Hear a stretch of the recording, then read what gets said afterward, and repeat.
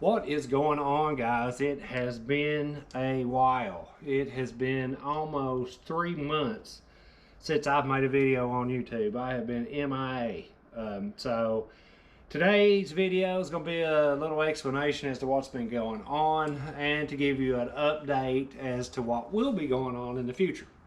In the end of 2021, through the fall, or I should say the fall tournament trail on Harrington. In some of those videos I had expressed to you guys that I had a lot of stuff going on in my personal life and that I had been kind of busy and caught up in that stuff. So what's been going on with me?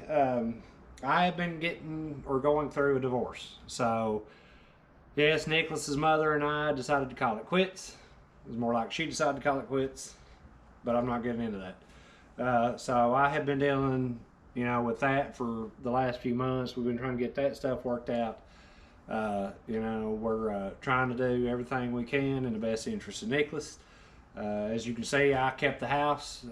She took the money from the house, so it worked out well. I really wanted to keep the house for Nicholas's sake. I thought that it was important for him and myself. I'm not gonna lie, I put a lot of money and time into this house, so it was important for me to keep it as well. But so that's kind of where we're at on that. It's not been easy by any means for me as far as emotionally goes and stuff. It's not been easy on Nicholas, although since we have been separated and she's in her own place now and I'm here, he has handled it pretty well. I'm not gonna lie, he's done a lot better with it than I thought he would, which has helped me deal with it a lot better than I thought I would as well, because my main concern was him and he seems to be doing just fine. So it's helped me out a lot. Now, getting on to the fishing stuff. We were supposed to fish tomorrow, starting the spring season through USA Bassin at Laurel. But as fate would have it, Mother Nature has decided to go back to winter. It's supposed to get down like in the high 20s tonight. I think like between 26 and 28. And they're forecasting anywhere, I think for here, somewhere between 1 and 3 inches, depending on what forecast you look at. So, needless to say, tomorrow's tournament on Laurel has been postponed. I think Ronnie, the tournament director, said it would be rescheduled for May. So we'll have to see how that goes. Now, the plan is I am going to fish Cumberland on the 20th. I think Zach is going to try to fish with me. Josh was going to fish with me at Laurel, and he will still fish with me at Laurel. Well, I should say one of the Joshes. As if y'all don't know, there's another fellow I know named Josh Adams. If you're watching this, Josh, shout out to you, buddy. Oh man, you need to hook up again. He's the guy that I fished with, or I should say against, at Woods Creek last summer. But anyway, I have reached out to those guys. Jeff is still dealing with some stuff. He's not going to be able to fish at least through the month of March, so I'm going to be reaching out to those guys to kind of help fill his spot and hopefully help me put some fish in the boat and hopefully help win one of these things. As we all know, with all the goings on in the world right now, things are not exactly cheap or easy. I literally filled the boat up actually it was yesterday. And of course, with these old two-stroke motors, it's highly recommended you run the highest octane as possible through them. So I paid yesterday like $4.60 a gallon for the 93 octane. So it literally, and it had probably a quarter tank in it already. So it literally took $100 to fill it the rest of the way up. But I figured that I could at least probably get 2 tournaments out of 1 tank of gas on this boat, because I don't make a whole lot of long runs.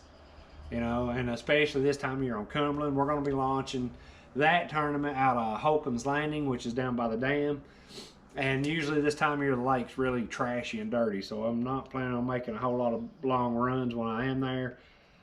I did want to try to get out and do some practice time, try to find some spots, but I don't think that's going to happen. And as I explained to Zach the other day on the phone, with gas high as it is, and just everyday cost of living going up as high as it is, really going to have to manage money a lot better this year. And it may or may not affect how many tournaments I fish. I don't know yet. I'm sure it will affect a lot of people and how they fish and how many tournaments they fish, but we'll see. You know, I mean, this stuff affects everybody, especially when you have to pay for this stuff out of your own pocket, which I have been doing. But with that said, I have just, you know, I got the boat back. I took it down to Corbin in the end of January, I think it was. Had it serviced, had the annual service done on it. Had a jack plate installed, which I'll show you in a minute. I just got a 6-inch manual jack plate. I'm not looking for anything extreme. I'm not trying to get this boat because God knows it won't run 70 miles an hour. You know, it might run 60 when everything's, you know, with a half tank of gas and maybe just me in it. But most of the time it runs 58, 56, 58 miles an hour on the water, which is plenty fast enough for me. But I did want that jack plate just for the response and the handling, and to maybe help boost the fuel mileage. I still need to adjust the jack plate. I had them set it pretty close to where it would have set from the factory, where the prop level and stuff, and I'll kind of play with it from there as the season goes on and see what we can do with that. But anyway, I have made some changes to the boat. I've updated the trolling motor. I did not get one with the anchor mode right now. I did go back with a motor guide. I got the Tour Series, the newer one. But I did not get the Pro model because, you know, like I said, money's tight right now. I'm going through a divorce, trying to get everything settled and scheduled and blah, blah, blah. Money's an issue.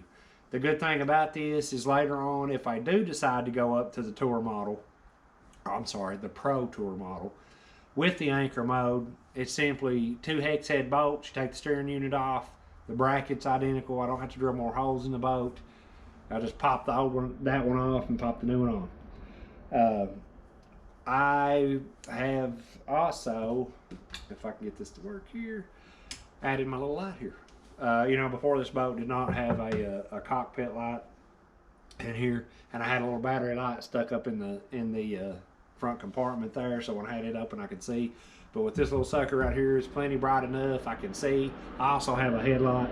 You know, I kind of wanted to put lights in the compartments, but after I got to looking at it, and I did buy the lights, and I've got the wire, I just kind of run out of time, and it's something that it's going to take a day or two to do, and I don't feel like doing it right now.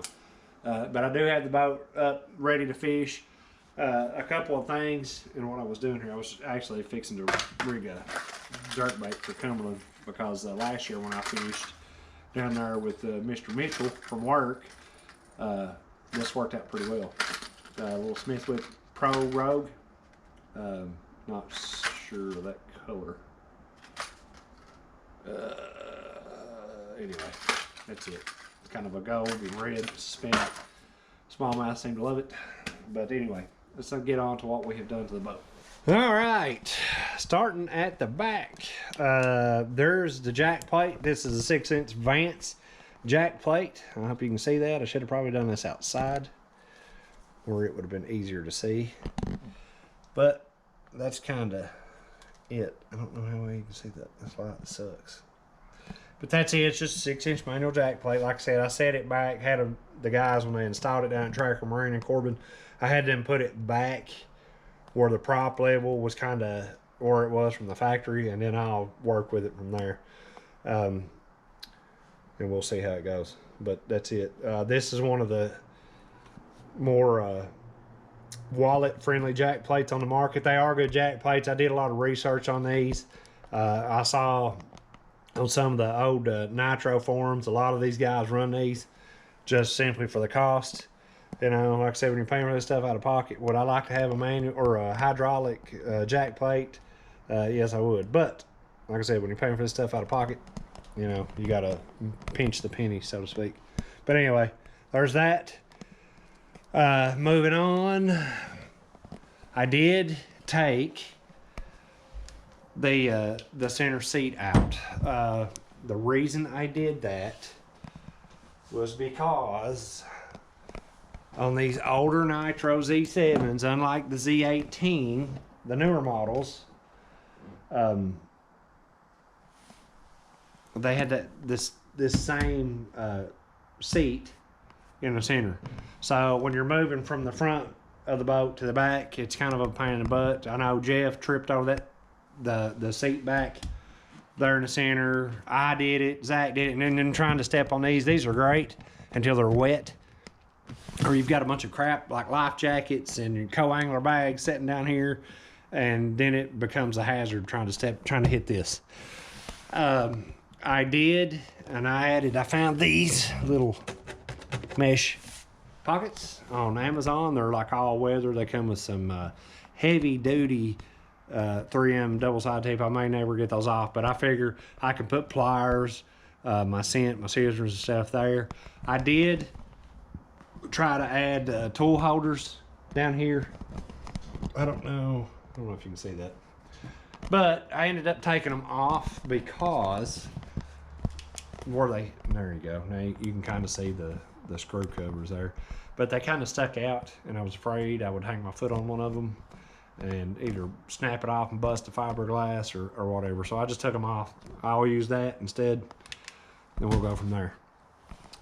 One big thing that's really going to be convenient this year, get this out of the way, is I added a good old bump board holder. So no more digging through the box back there, throwing this thing out on the floor. I know if you guys remember one of my last tournaments that I fished with Josh at Harrington, we had a fish that we brought in, and it ended up being short. And I think part of that reason was, which yes, I know people say all the time fish shrinking alive, well, and that may be true, but I think my bump board was bent a little bit, because I remember one day when me and Jeff were fishing, I had it laying up here in the seat, or actually it was in this seat, and I was trying to get coil tags out to get a fishing live well, and I put my knee on it, and I think I bent it. So anyway, got a new bump board stowed away nice and neat right there. And what I've done was I got these holders. You can get these off Tackle Warehouse, and worked out really well. It just goes in that dead space right there. You know, if you're wary about cutting on your boat, I would not suggest doing this. If you don't care about cutting on your boat and drilling holes in it, have at it. All I done was I took a Dremel and I cut a slit out right here, just big enough for that bump board to go through. Lined it up, and then again the 3M, the industrial strength 3M Velcro, and that sucker is not going anywhere. Nice, tidy, out of the way, solid. It's not coming out. It's a good deal. And then of course we've got all of the rods rigged up, ready to go. Most of them. Gotta love the old mag draft there for spring. Got all those. I am, like I said, in the process of switching this jerkbait out, which I will do in a minute. Then the center compartment. It's all organized, ready to go. Again, I've got these little net pouches here that I found on Amazon. These little suckers work out great. I got side cutters, more pliers. Got my scents up there. I got all my boxes, my jerkbaits, crankbaits, jigs, creature baits, swim baits, tubes. Gotta have the tubes for Laurel. Oop. And then, you know, over here, as usual, life jackets, net, soft plastics, line, all that good stuff. Weigh bag. All the goodie. All the goodness. All right, get up to the front. Another thing that I did this year, not only did I upgrade, here is the trolling motor.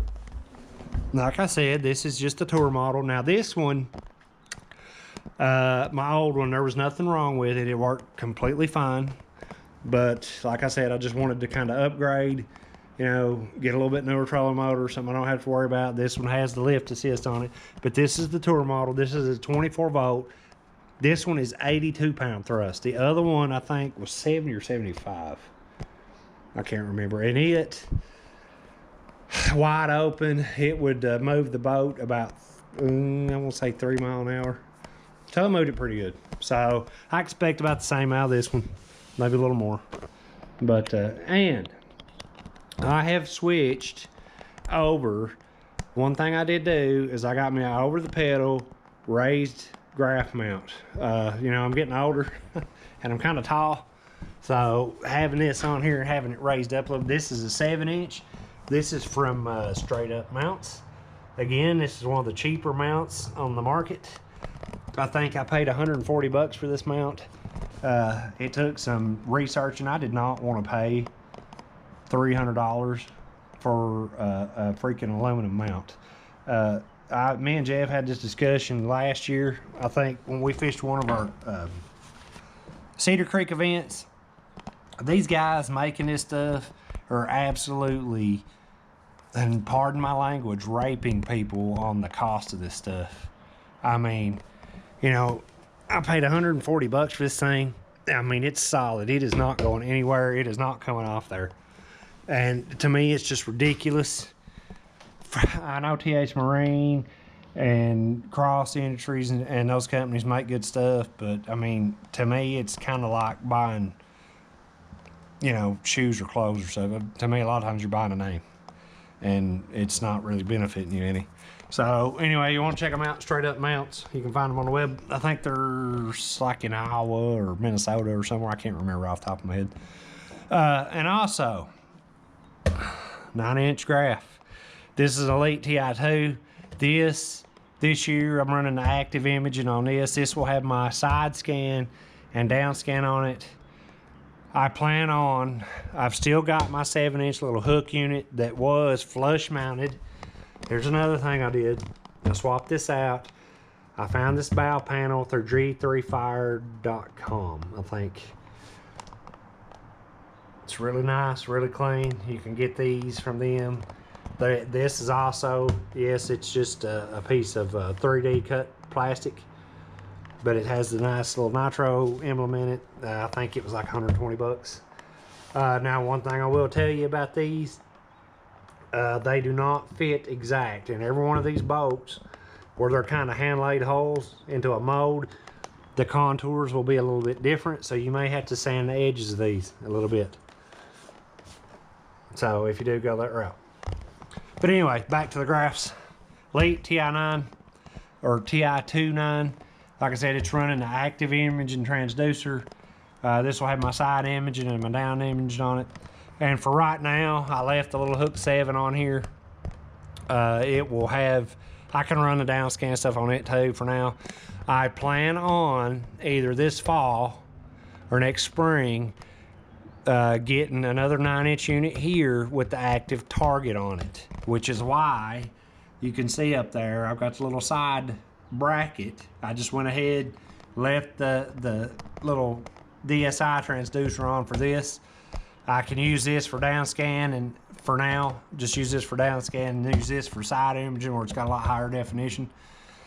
And then later on, when I get the active target unit, which I still don't know. I don't know if the Elite 9 TI2s can run the active target. I've heard they can, depending on the program, if it's been updated. And then I've heard some people say they can't. So what I might do, I might check out Russell Marine Products. They've always usually got a lot of sales and stuff on there, which is where I got this unit at and the transducer. I might go with a Carbon 9 here. Either a Carbon 9 or a Elite FS9. It depends. You can get the package deals right now. I think they got them on sale for like $2,400 for the Carbon 9. But anyway, I really want the forward-facing sonar, because when you're like me and you do a lot of shallow water fishing and you fish a lot of laydowns and you're running down the bank, it will save me a ton of time looking in there. If there's fish there, maybe I can try to see if they'll eat. And if there's no fish there, then I don't have to waste my time fishing that spot. You know, time management is key to fishing. So anyway, we'll move on to the front and to the trailer. I'll show you what I did to it, and then we'll wrap this thing up. All right, guys, here's just another look at the Motor Guide Tour trolling motor. I really love this trolling motor. I love how they look. I love how it matches up with the boat. I've had a lot of luck. I've had 3 different Motor Guide trolling motors, and I've never... The only issue I had out of the first one I had, which you got to think, it was 12 or 15 years old when I got my other little boat. The seal in the back of it went bad and got water in it, and the brushes kind of got all corroded up. And then I got the X3 that I had on my other little boat. When I sold it, and it worked flawlessly for like 2 years. And I mean, I run the crap out of this thing. It was a 12 volt, and it, like I said, it worked flawlessly. I like to stick with things I know that works, and Motor Guide's always been good for me. I've never had issues out of them. They're easy to get stuff for, like replacement parts for. So that's what I went back with. I know a lot of guys are gonna be like, why didn't you get an All-Trax or a Ghost? Or, well, you know what? Like I said, when you're paying for this stuff out of your own pocket, and you've got a mortgage, and you've got a child, and you're going through a divorce, and you got to pinch pennies. And like I said, if and when I decide to upgrade this to a pro model, all I got to do, 2 hex head bolts. Comes right off, swap it out, take the steering unit and the pedal off, and we're good to go. There's the active imaging 3-in-1 transducer. I did get the bracket from Russell Marine. Now on this motor, where it does not have the built-in transducer and the nose cone, it's just a hair bit shorter. So I did, and I don't think you can see it, but I did have to notch the bracket there. I had to take a cutting tool and notch it out so that it would slide back far enough for the bands to fit, or the brackets, whatever you want to call them. I do have a TH Marine eliminator prop nut coming for this thing.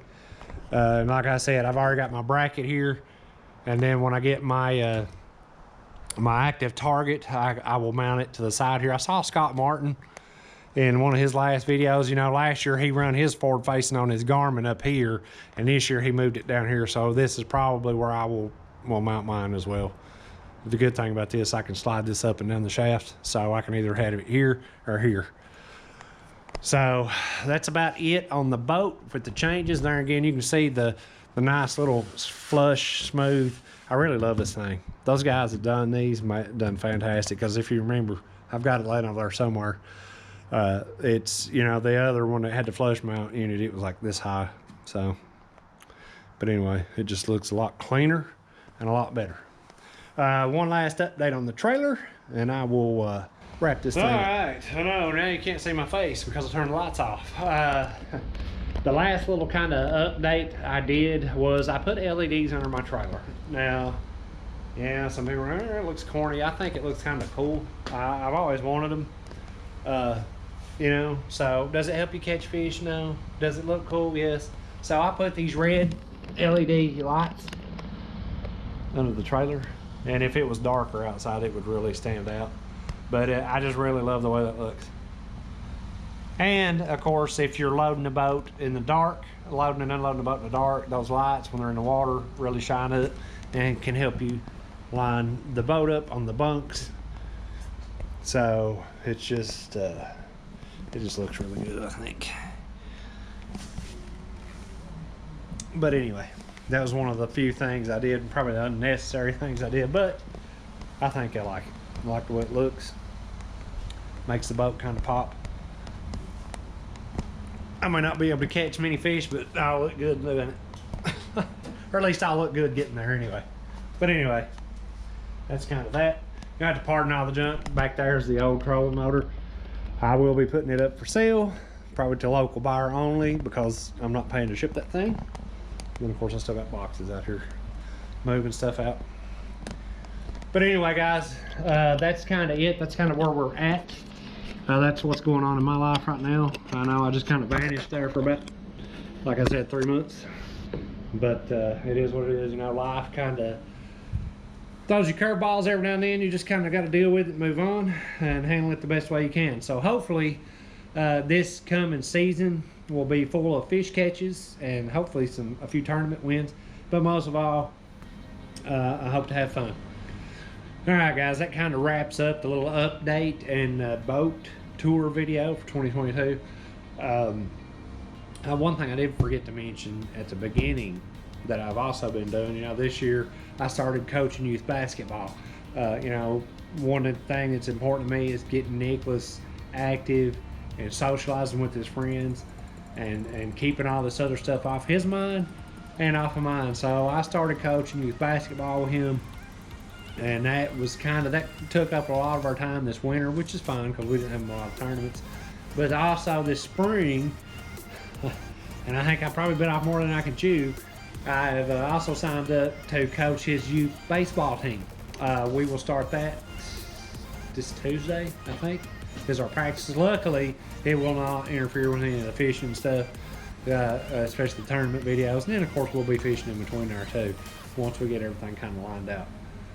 But anyway, guys, that kind of wraps it up. I just thought I kind of owed everybody an explanation as to where I had been. Like I said, I know I had made those comments in some of my videos back in the fall that I had a lot going on, so I thought I'd just kind of explain myself as to why I just suddenly kind of vanished. But anyway, I'm back. Hopefully, starting next weekend, we will have regular videos coming out every week or two, and we'll get back on the roll. And I really appreciate you guys watching these videos. I think we're getting close to 400 subscribers. I had really hoped to get to 500 before the end of 2021, but it didn't happen. So hopefully we can get to 500 before the end of 2022. I'm trying to keep that subscriber goal, feasible. I'm not gonna ask, to hit 1 million subscribers. Probably ain't gonna happen. But anyway, guys, for those of you who do watch these videos, who do click those like and subscribe buttons, I really appreciate it. I love you guys. And until next time, till see you again, which will be here soon, keep catching. See you next time.